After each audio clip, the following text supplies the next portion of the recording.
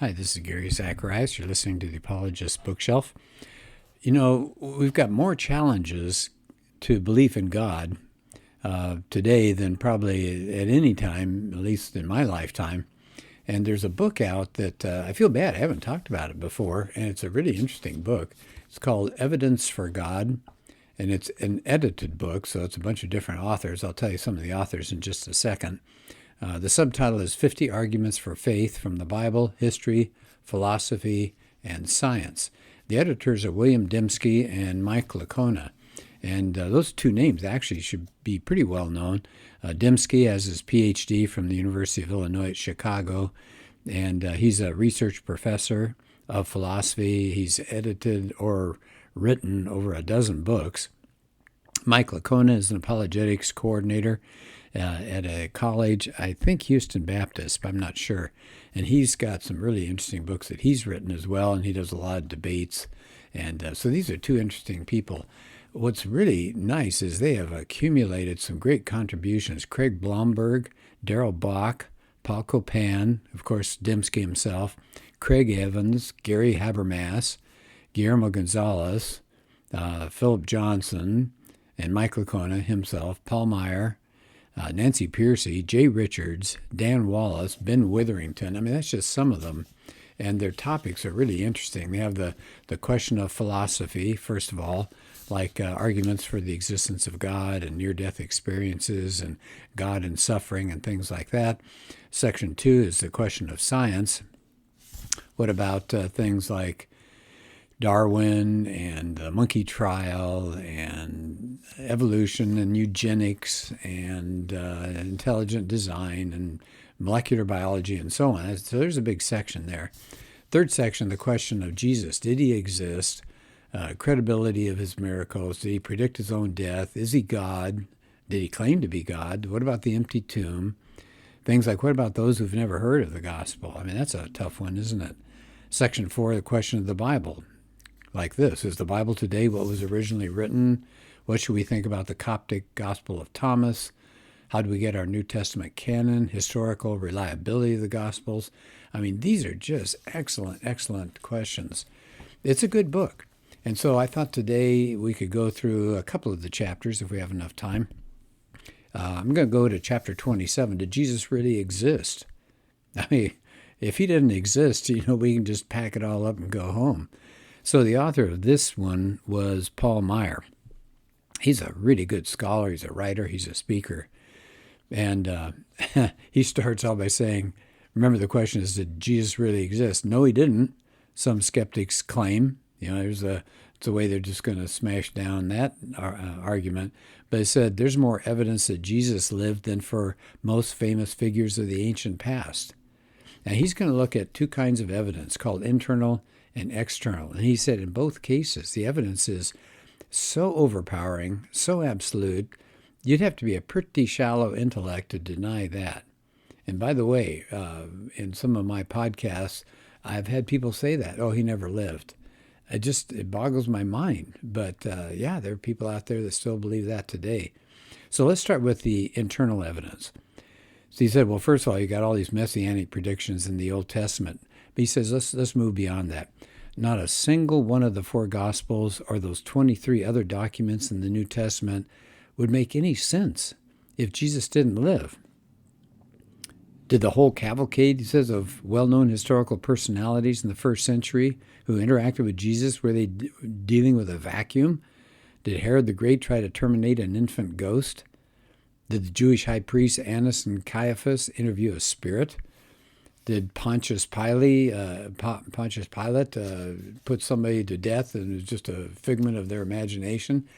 So he says these above names that he has listed are well known from sacred and secular sources as well as archaeological evidence, and they're historical. And he says the same is true of Jesus. But why isn't he permitted the luxury of actually living like the rest of them? Why the double standard? He said, well, there's a bunch of evidence, right, inside the internal biblical evidence. But he said, let's go beyond that. Let's spend a lot of time on external evidences. So that's what the rest of this short chapter is going to do. And by the way, since there are 50 questions that they answer, there's something like 250 pages of writing, so they can't spend a ton of time on each one. But I think they do an excellent job here in each of these chapters. So what about the external evidence? He said, well, what about the early church fathers? Some of them had close contact with New Testament personalities. And he gives an example. Let's take Jesus' nearest disciple, the one he says he loved, John. He later became bishop of a church at Ephesus. And one of his students was Polycarp. He was the bishop of Smyrna. And a student of his, in turn, was Irenaeus of Lyon. And it said they over and over again talked about Jesus, and especially Jesus the Christ. So you've got those living links, right? So we go from John to Polycarp to Irenaeus. So he said we see things in Justin Martyr. He was born of pagans, actually, about the year 100. Justin, tried and he abandoned all sorts of schools. He tried different philosophies of life, and he finally found in Christianity what he considered the one true teaching. And so he mentions, since he was a native of the Holy Land himself, he mentions sites that are associated with Jesus, like a Bethlehem grotto where he was born, and details like Jesus as an apprentice for his dad, and so on. So you've got external evidence from Christians. Now you may say, well, yeah, sure, Christians are going to vouch for Jesus just because they would be out of a job if they didn't. All right, let's go on. So Paul Meyer then says, how about Jewish external evidence? He says, if you look at the rabbinical traditions, they not only mention Jesus, but they said they're the only sources that spell his name accurately in Aramaic, Yeshua Hanarotzi. Okay, that's Yeshua is Joshua of Nazareth. Some of the references to Jesus in the Talmud are garbled, said probably oral tradition, but one is especially accurate. It is based apparently on written sources, and it comes, he says, from the Mishnah. That's the earliest collection of writings that are in the Talmud, and it's the arrest notice for Jesus. And here's the way it runs. Remember, this is from Jewish sources now. He shall be stoned because he has practiced sorcery and lured Israel to apostasy. Anyone who can say anything in his favor, let him come forward and plead on his behalf. Anyone who knows where he is, let him declare it to the great Sanhedrin in Jerusalem. They said, this is something that came out before Jesus' arrest because it's using the future tense, and stoning was a regular punishment for blasphemy whenever the Roman government was not involved, and there's no reference to crucifixion, and inside that was the charge that Jesus performed sorcery. That's pretty amazing. It says that invokes what historians call a criterion of embarrassment. In other words, you have to say, okay, I don't like this because it doesn't make my side look very good, but I have to concede it's real. And so that's the way Jesus' opponents talked about him. He was a sorcerer. And if you're a Christian, you don't really want to admit that it's out there, that people are saying he was using dark arts. What about Flavius Josephus? Well, he's really, really well known, a famous first century Jewish historian. He mentions Jesus twice. In one place, he talks about the death of Jesus' half-brother James. And he just throws that out there. James, the brother of Jesus, as if everybody should know that. And then he's got another non-biblical reference to Jesus. And here's what it says. Now, some people don't think this is an accurate translation of it, that there's been some changes, but it's really interesting. And I think I did a podcast not too long ago that actually argues for the core of this statement to be true. So here's what Josephus said. At this time there was a wise man called Jesus, and his conduct was good, and he was known to be virtuous. Many people among the Jews and the other nations became his disciples. Pilate condemned him to be crucified and to die, but those who had become his disciples did not abandon his discipleship. They reported that he had appeared to them 3 days after his crucifixion and that he was alive. Accordingly, he was perhaps the Messiah, concerning whom the prophets have reported wonders, and the tribe of the Christians, so named after him, has not disappeared to this day. So they said, Meyer is saying that's probably very close to what Josephus originally said. Okay, so now we got Christian external evidence, we got Jewish external evidence. What about secular sources? Well, Meyer mentions Cornelius Tacitus. He was apparently a very reliable historian of first century Rome. And he wrote in something called Annals, Annals, Annals. That was a year-by-year account of things that happened in the Roman Empire under the early Caesars. And among the highlights that he reports in the year 64 AD was that great fire of Rome.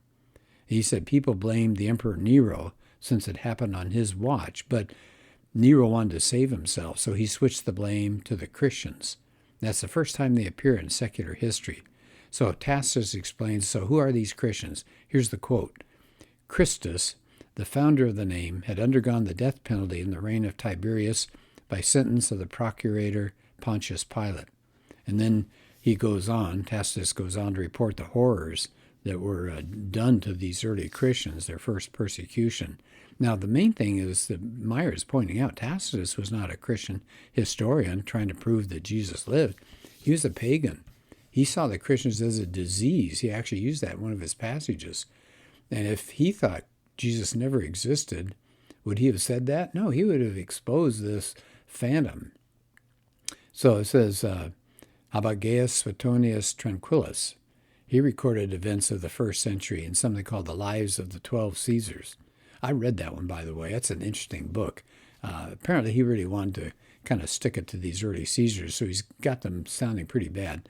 But he regarded Christians as a sect, quote, professing a new and mischievous religious belief, so he didn't buy into them either.